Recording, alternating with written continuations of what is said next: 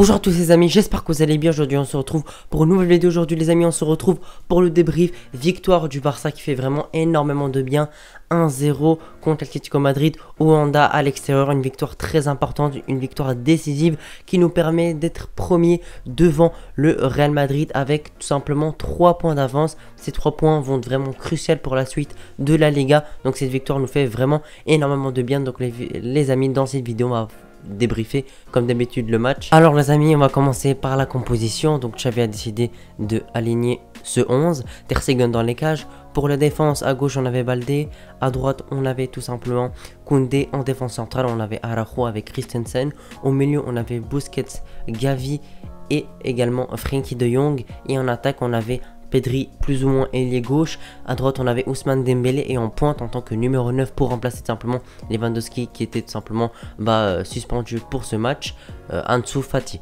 Donc les amis, ce 11 là, j'ai été assez surpris de voir un Busquets, surtout qu'il avait joué 120 minutes contre l'Intercity. Donc je me suis dit qu'il allait sûrement pas jouer, mais finalement si ça a été le cas, il a bien joué contre simplement contre l'Atlético Madrid.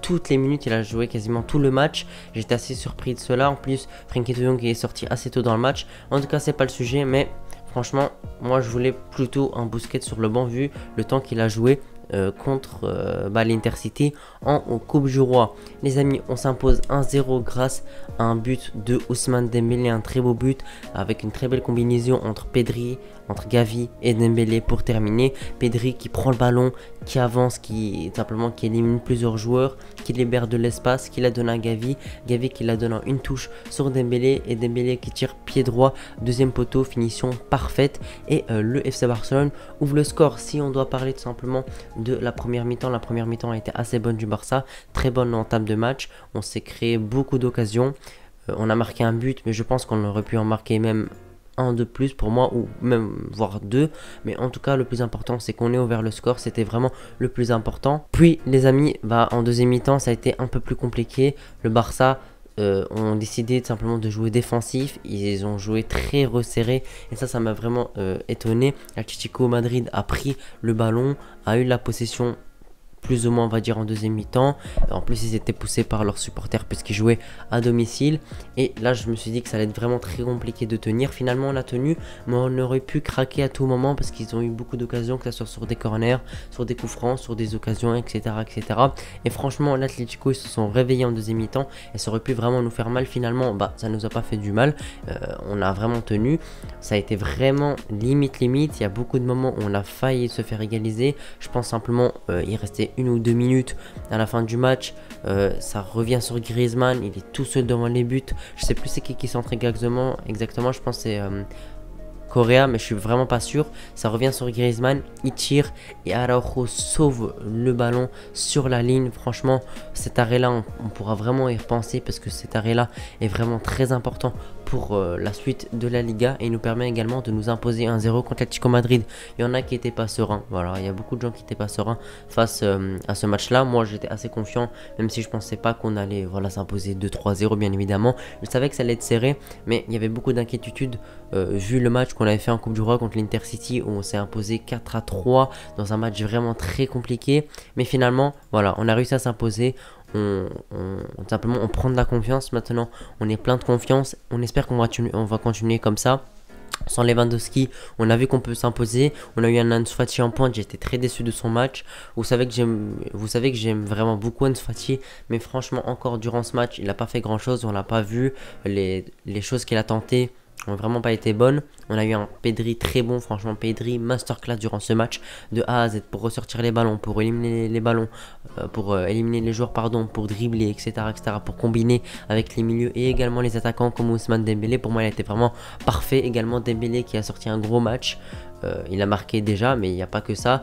Il a tenté beaucoup de choses, il a dribblé, il a fait des accélérations qui leur ont fait vraiment beaucoup de mal. Il y a un moment où il a failli marquer, il était en 1 contre 1 face au gardien. C'est une erreur défensive de l'Atlético Madrid. Malheureusement au moment où il tire, c'est contré par un défenseur de l'Atlético.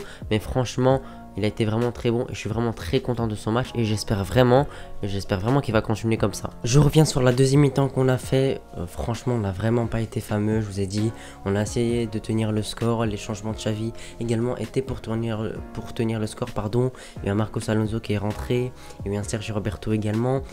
Franchement c'était vraiment limite, ça a failli pas passer, finalement c'est passé, mais moi je suis vraiment pas fan qu'on joue comme ça parce que franchement il y a des matchs où ça va vraiment pas tenir. Là on a tenu le 1-0, victoire très compliquée, pour moi elle était très importante de s'imposer pour reprendre la confiance, pour prendre la première place devant le Real Madrid qui a perdu 2-1 contre Villarreal. C'était vraiment la victoire qu'il fallait faire absolument, c'était vraiment le bon moment. Ils ont perdu hier, on a gagné aujourd'hui, on a 3 points d'avance, on est premier de la Liga. Et c'est vraiment bon pour le mental, bon pour la confiance. Et maintenant on va pouvoir entamer cette année 2023 vraiment correctement. Maintenant pour les prochains matchs, on n'aura toujours pas Lewandowski, il est encore absent durant 2 matchs. Donc voilà, il va falloir faire sans. Et on a des très bons attaquants comme Ferran Torres, comme Dembélé, comme Rafinha, comme Ansu Fati, etc., etc.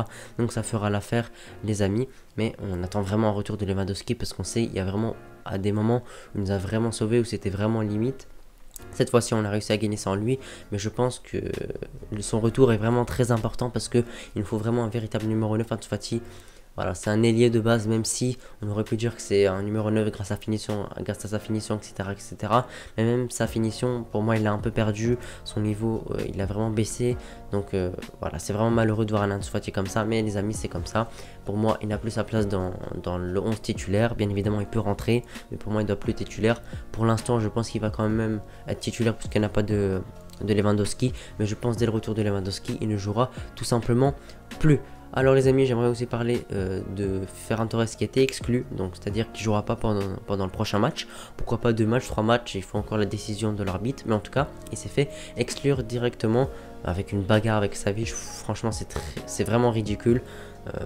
Ils ont vraiment été ridicules eux deux, mais bon, l'expulsion est totalement méritée, les deux se sont battus, les deux ont eu un très mauvais comportement, donc l'exclusion est totalement méritée. Et voilà, ça souligne la très mauvaise entrée de Ferran Torres. Il est rentré, je sais pas moi, 30 minutes, 40, corrigez-moi en commentaire, mais on l'a quasiment pas vu.